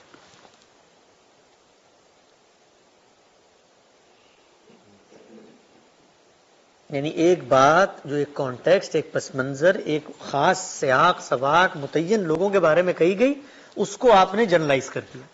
تو یہ وہ مسئلہ ہے جو حدیث کی غلط انٹرپریٹیشن سے پیدا ہوتا ہے. تو پوری گفتگو کا 2 منٹ میں خلاصہ کر لیتے ہیں جو کچھ آج ہم نے سیکھا سمجھا.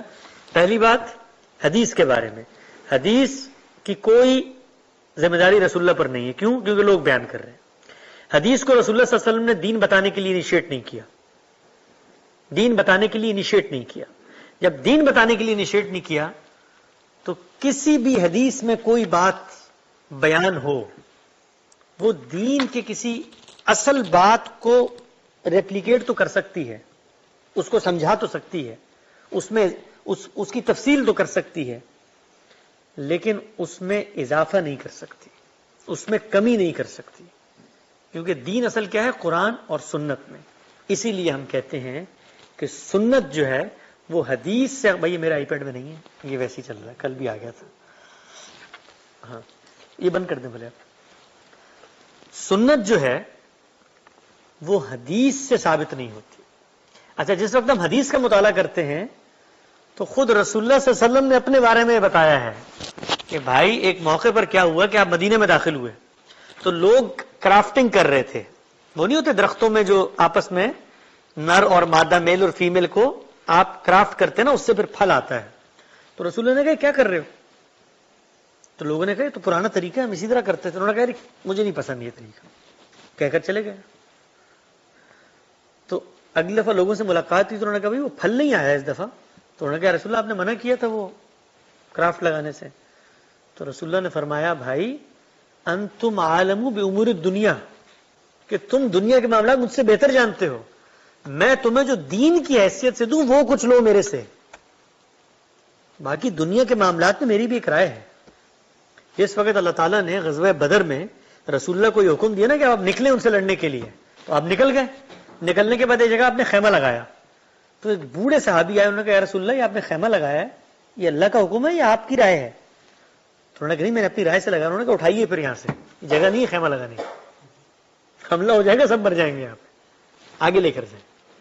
تو وہ اللہ کے رسول بھی ہیں اور ایک انسان بھی ہیں. انسان کی حیثیت سے ہو سکتا ہے ان کو کدو پسند ہو سکتا ہے ان کو لوکی پسند ہو سکتا ہے وہ اس زمانے کی چیزوں پر سواری کرتے ہوں. ساری بات ہے, سواری جہاز پہ تو نہیں کریں گے, اس زمانے کے گدھے گھوڑوں پہ ہی کریں گے نا. اچھا, دانتوں کو صاف رکھنا یہ دین کا حکم ہے, لیکن صاف رکھیں گے کیسے؟ اس زمانے کے حالات اور واقعات سے. مسواک سے رکھیں گے, مسواک نہیں ہوگی جڑی بوٹی سے رکھیں گے. تو یہ ساری چیزیں دین کا حکم بنی نہیں سکتی. سنت جو ہے حدیث میں کیوں نہیں ہے؟ اگر کوئی سوال پوچھے آپ سے تو 3 پوائنٹس میں اس کا جواب ہے. بالکل 1 2 3 ٹھک ٹھک ٹھک. پہلا پوائنٹ، سنت دین ہے. دین ہے نا، دین کا عملی حکم ہے. ٹریڈیشن نماز کیسے پڑھنی ہے، دین ہے نا بھائی. تو عملی چیز عمل سے منتقل ہوتی ہے، گفتگو سے منتقل نہیں ہوتی. سنت کا جو لفظ ہے، سنت کا لفظ جو ہے اس کا معنی ہوتا ہے راستہ، عمل کرنے کا طریقہ. تو عمل کرنے کا طریقہ عمل سے منتقل ہوتا ہے، بات سے منتقل نہیں ہوتا. پہلی بات. دوسری بات، وہ اس ذریعے سے منتقل ہوتی ہے جو ذریعہ ایک قطعی ذریعہ ہوتا ہے. قطعی کا مطلب جس میں کوئی ابہام نہیں ہوتا. ایک آدمی نہیں بیان کرتا اس کو، اتنی بڑی تعداد بیان کرتی ہے کہ جس میں کوئی تبدیلی نہیں. اسی لیے آپ دیکھیں پوری دنیا میں ایک نماز ہے، ایک ہی نماز ہے پوری دنیا میں. کوئی کہہ سکتا نہیں بھائی اہل تشیع کی تو مختلف ہے. تو وہ جو اختلافات آپ کو نظر آتے ہیں نماز میں، وہ نماز کے ان اعمال میں اختلاف نہیں ہے جو نماز کے لازم اعمال ہیں. وہ ان میں اختلاف ہے جو اللہ نے آپ کو اجازت دے دی ہے. ہاتھ باندھ کے پڑھ سکتے ہیں، چھوڑ کے پڑھ سکتے ہیں، رفع دان کر بھی سکتے ہیں، نہیں بھی کر سکتے ہیں. تو وہ ان میں اختلافات ہیں. باقی قیام سب نے کھڑے ہو کے اللہ اکبر کہنا ہے، قیام کرنا ہے، رکوع کرنا ہے، سجدہ کرنا ہے، قاعدے میں بیٹھنے ہیں، سلام پھیرنا ہے. پوری دنیا میں ایک ہی نماز ہے. کیوں؟ اس لیے کہ وہ لوگوں نے منتقل کی اس میں کوئی. اور تیسری بات یہ کہ حدیث سے سنت کیوں نہیں اخذ کی جا سکتی؟ اس لیے کہ حدیث کا مطالعہ یہ بتاتا ہے کہ رسول اللہ اس میں کوئی بات انیشیٹ کر ہی نہیں رہے. اچھا، اگر اس میں کوئی سنت تھی تو سب سے پہلے رسول اللہ کو ایک بات کا اہتمام کرنا چاہیے، وہ یہ کہ وہ یہ بتائیں کہ جس طرح قرآن کی حفاظت کی ایسی میری باتوں کی بھی حفاظت کرو. اس لیے کہ اس میں دین پایا جاتا ہے. یعنی یہ سوال کرتی ہے نا عقل، ایک چیز میں دین آپ دے رہے ہیں، حدیث کے ذریعے اگر دین مل رہا ہے تو رسول اللہ لوگوں کو پابند کریں کہ بھائی اس کو آگے پہنچاؤ کیونکہ اس میں میرا دین ہے. تو یہ 3 بنیادی باتیں ہیں جس وجہ سے ہم سنت کو حدیث سے اخذ نہیں کرتے. اور سنت اصل میں انبیاء کا ٹریڈیشن ہے، پیچھے سے چلا آ رہا ہے، یہی ٹریڈیشن آگے رسول اللہ نے جاری فرما دیا. تو حدیث کی پوری گفتگو کا خلاصہ 1 منٹ کے اندر وہ یہ کہ رسول اللہ پر کوئی ذمہ داری نہیں ہے، رسول اللہ نے کوئی بات انیشیٹ نہیں کی اس میں، اور اس ذریعے سے دین کا کوئی مستقل حکم ثابت نہیں ہوتا. اس کے بعد باتیں سامنے آ گئی، محدثین نے اس پر کام کیا، کام کر کے 5 باتیں کہیں. 3 کہنے والے کے بارے میں، 2 کانٹینٹ کے بارے میں. کہنے والے کے بارے میں کیا کہا؟ ایماندار ہو، ذہین ہو، حافظہ اچھا ہو، تیسرا ملاقات ثابت ہو. کانٹینٹ کے بارے میں 2 باتیں، ایک قرآن کے مطابق ہو، دوسرا عقل کے خلاف نہ ہو. یہ ہو گئی بات. اس کے بعد آپ کے سامنے روایت آ گئی. تو اب علم، عقل، شعور، ہر چیز یہ کہتی ہے کہ ہسٹری کی ایک بات ہے، مجھ تک نہ آتی میرے دین پہ کوئی فرق نہیں پڑتا. امام بخاری اگر اس راوی سے نہ ملتے اور حدیث نہ لکھتے، میرے دین پہ کوئی فرق نہ پڑتا. لکھ دیے، بڑی اچھی بات ہے، ہمارے اس پیغمبر کی بات ہے، ہماری آنکھوں کی ٹھنڈک ہے، ہم اس کو سمجھیں گے، پڑھیں گے. بڑی اس میں خیر کی، دانائی کی، حکمت کی باتیں. رسول اللہ کی ایک شخصیت بھی تو ہے. ہم عام لوگوں کی سوانح عمری پڑھتے ہیں، عام لوگوں کے روزمرہ کے حالات اور معاملات پڑھتے ہیں، اللہ کے رسول کی کیوں نہیں پڑھیں گے؟ ضرور پڑھیں گے، لیکن پڑھتے وقت جس طریقے سے باقی ہسٹوریکل چیزوں کو ویریفائی کرتے ہیں، اس کو بھی ویریفائی کریں گے. اور وہ ویریفیکیشن کا کام ہے جو امت کے اندر جاری ہے، لوگوں نے اپنے طریقے سے کیا ہے، اس کو ویریفائی کر کے لکھ دیا ہے. ہم اس کو دوبارہ سے ری انٹرپریٹ کر کے ویریفائی کر رہے ہیں قرآن کی روشنی میں، جو بات اس میں بیان ہوئی ہے اس زبان کی روشنی میں، اور اس سے کیا نتائج ہیں جو مرتب ہوتے ہیں. اور یہی وہ چیز ہے کہ جو ہم سب کو سیکھنی اور سمجھنی چاہیے.